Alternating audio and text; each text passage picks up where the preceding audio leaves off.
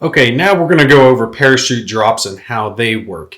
Certain units that have a yellow triangle on them, like this one here, the Spetsnaz unit, or other Special Forces type units, can be designated by your scenario as capable of entering by a parachute drop. When they are designated to enter the map, they will be placed onto the map within a certain distance of certain drop zone hexes that are noted within the scenario itself.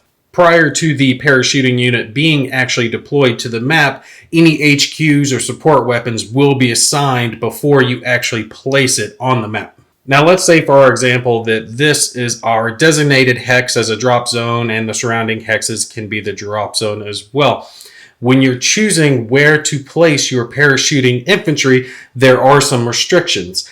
They can't be placed in a hex where the terrain is blocking or rough, or in all water type hex. It also can't contain another parachuting unit. So if this was our drop zone located here, they wouldn't be able to be placed here or here, but they could be placed here behind the opposing forces. Now, just like we did when we were looking over artillery strikes and how they drift, paradrops can also potentially drift, and that's going to be handled through a set of D6 rolls. So let's say we placed our infantry here. We're going to roll a d6 on a result of a 1 to 3. They're going to land in this hex, and that's the end of it. On a 4 to 5, then they're potentially going to be drifting, and then you roll to see where they're going to drift. And on a 6, there's catastrophic drift, and they can drift a number of hexes away from where they originally intended. Looking at the 4 to 5 result, it's handled just like we spoke about previously with artillery, in the fact that you're going to roll the 1d6 to see which direction the unit's going to drift in, starting with north as 1. So if this is north here, it'll be 1, 2, 3, 4, 5, and 6. Also, it can potentially drift a second hex.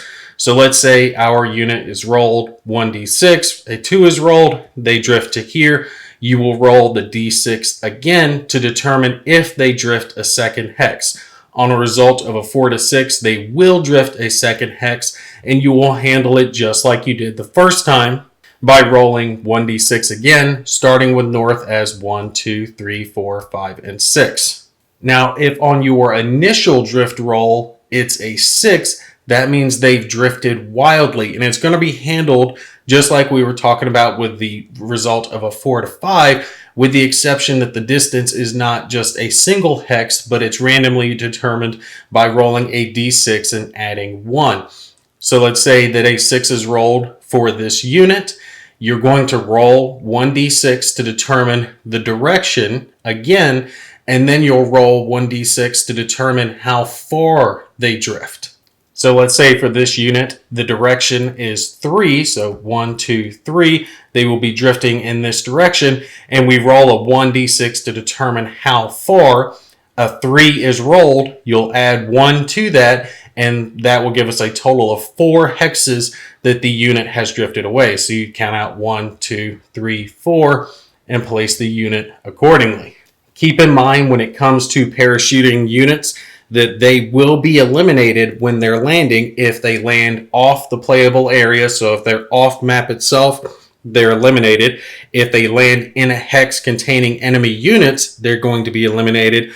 Or if they land in a hex containing blocking or rough terrain, they will be eliminated.